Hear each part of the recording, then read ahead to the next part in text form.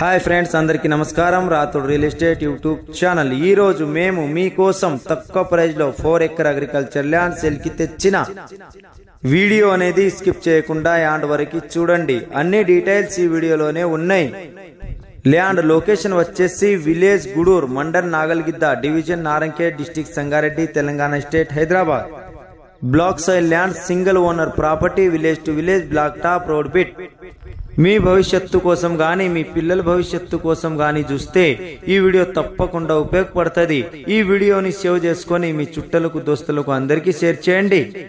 ఇక్కడ ల్యాండ్ తీసుకుంటే spot registration చేసి ఇస్తాము.